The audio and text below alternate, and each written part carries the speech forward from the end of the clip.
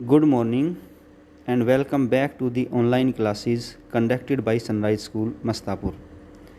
Dear students, we have completed 5 lessons out of 8 from your English book Flamingo. We have also completed 3 poems out of 6. Now we are going to start some classes from your second book, Vistaj. In Vista book, there are total 8 lessons and your English teacher Mr. Shiv Kumar Sharma has taught first 2 lessons to you. And I hope you have done that work properly and much easily. So let us start the third lesson, Journey to the End of the Earth, written by Tisani Doshi, who is originally an Indian writer. तो बच्चों आज हम पढ़ेंगे journey to the end of the earth. ये तीसरा lesson है आपकी किताब का, विस्ता किताब का जो सेकंड बुक है आपकी। तो journey to the end of the earth का मतलब क्या है बच्चों? ये आपके सामने ग्लोब है। ग्लोब तो आपने देखा ही होगा। ग्लोब पृथ्वी का छोटा रूप होता है। हमारी पृथ्वी की बनावट, शकल, सूरत बिल्कुल ग्लोब की तरह है। जिस प्रकार आपने देखा होगा ग्लोब पर 2 धुरी होती हैं, ऊपर जिसको हम उत्तरी ध्रुव बोलते हैं, उत्तरी ध्रुव, और नीचे दक्षिणी ध्रुव। तो इन 2 धुरियों पर ग्लोब को हम घुमाते हैं तो पहिए की तरह इन धुरियों पर घूमता है ग्लोब। इसी तरह हमारी पृथ्वी भी एक धुरी पर टिकी हुई है। ऊपर नॉर्थ पोल है और नीचे साउथ पोल है, और पृथ्वी अपनी धुरी पर भी चक्कर लगा रही है और सूर्य के चारों ओर भी चक्कर लगा रही है। तो जब अपनी धुरी पर घूमती है तो उसको हम पृथ्वी की दैनिक गति कहते हैं, और जब पृथ्वी सूर्य के चारों ओर घूमती है तो हम उसकी वार्षिक गति कहते हैं। तो जैसा कि आपको पता है कि 365 सही 1/4 दिन में पृथ्वी सूर्य का एक चक्कर पूरा कर लेती है। तो सूर्य के सामने जो जो हिस्सा पृथ्वी का आता जाता है वहाँ वहाँ दिन होता है।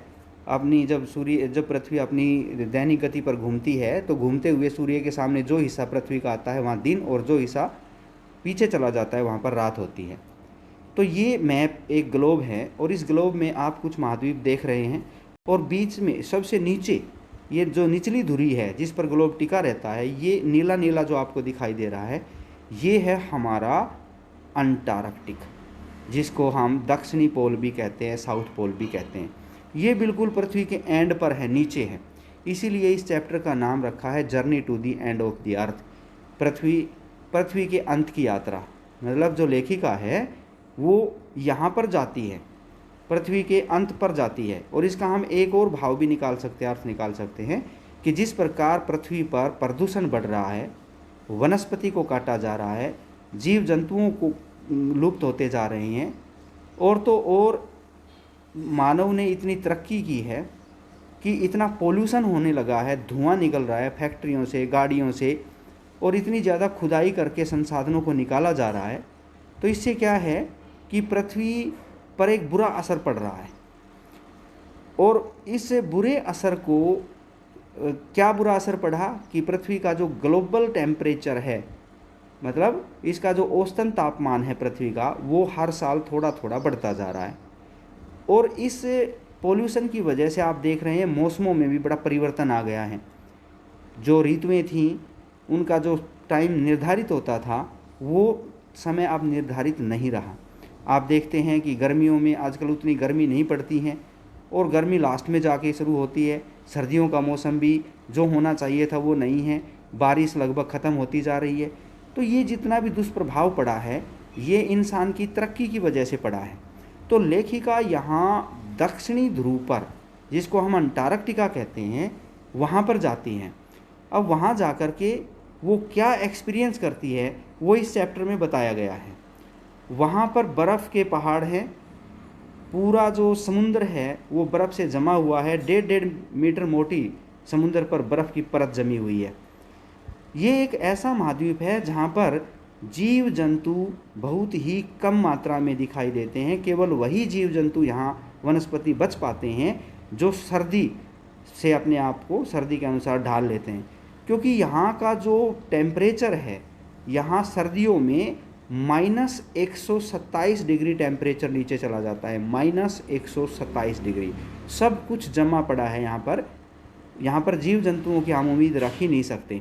चारों तरफ आपको बर्फ़ ही बर्फ़ मिलेंगी, बर्फ़ का सागर, बर्फ़ के पहाड़, बर्फ़ के ग्लेशियर, और बहुत ही तेज़ हवा चलती रहती है यहाँ पर। तो लेखिका यहाँ जाती है, यहाँ क्या करने के लिए गई कि यहाँ पर लेखिका एक प्रोग्राम में जाती है।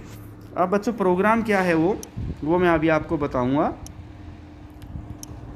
लेखिका यहाँ पर एक प्रोग्राम में जाती है और वो प्रोग्राम है स्टूडेंट्स ऑन आइस।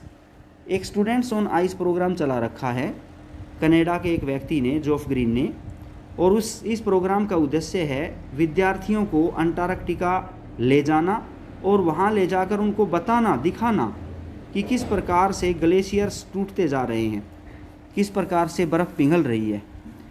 और जो ये this journey was a part of programme called students on ice. इस प्रोग्राम का उद्देश्य क्या है? इसका उद्देश्य है विद्यार्थियों को पर्यावरण के संरक्षण की महत्वपूर्ण जानकारी देना। लेखिका कहती है कि मनुष्य ने प्राकृतिक संसाधनों का इतना पतन कर दिया, इतना नष्ट कर दिया है और पर्यावरण को इतना प्रदूषित कर दिया है, जिसके कारण जो ग्लोबल टेम्परेचर है उसमें वृद्धि हुई है। इसके गंभीर परिणाम होंगे